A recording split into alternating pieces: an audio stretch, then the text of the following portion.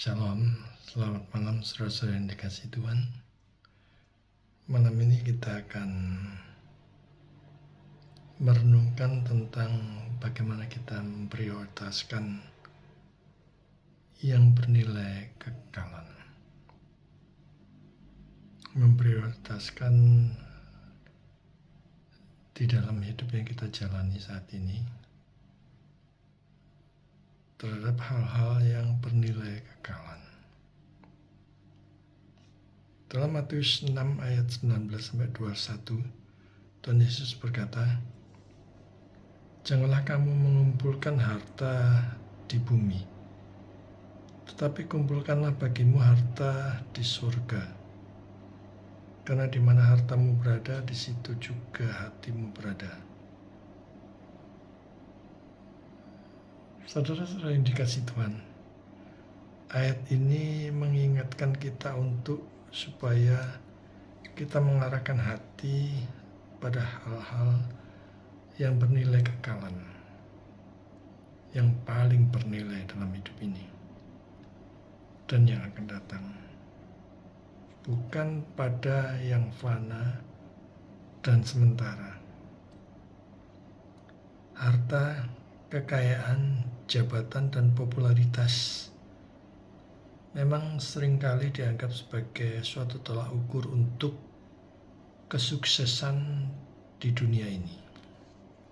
Namun ingatlah, semua itu bersifat sementara dan dapat hilang dalam sekejap. Ketika kita meninggalkan dunia ini, ketika kemah kita di dunia ini dibongkar, tidak satu pun dari yang bersifat materi itu dapat kita bawa. Sebaliknya, apa yang kita lakukan untuk Kristus dan kerajaannya adalah investasi kekal yang tidak akan pernah sia-sia.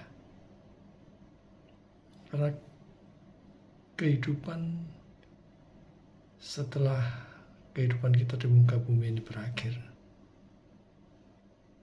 justru bukan berakhir segala-galanya, tetapi ada di dalam kekekalan selama-lamanya.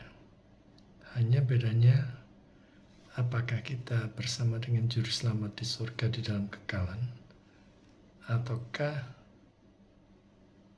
kita akan binasa di dalam kekekalan tanpa Juru Selamat.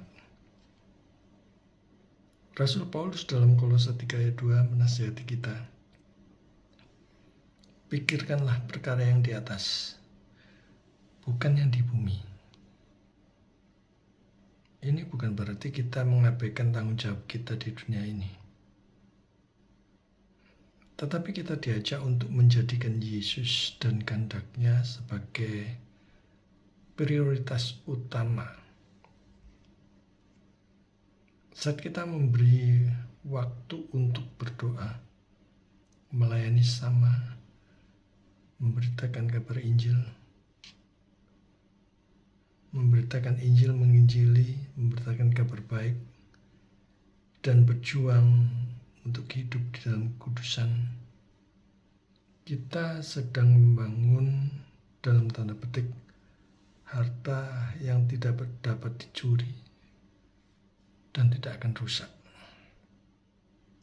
Nah, malam hari ini pertanyaan refleksi kita bersama adalah, apakah keputusan dan tindakan kita hari ini mencerminkan fokus pada hal-hal yang kekal? Dan mari kita belajar untuk menempatkan Kristus, menempatkan Tuhan di atas segala sesuatu. Sebab hanya di dalam Dia ada sukacita dan pengharapan yang tidak akan binasa. Maka prioritaskan Yesus, prioritaskan Tuhan, prioritaskan Juru Selamat dalam hidup saudara sekarang juga. Karena dialah harta yang sejati dan kekal. Maka saudara kita sekalian, kelak bersama dengan Tuhan di dalam kekalan, ikutlah Yesus sekarang juga. Tuhan memberkati.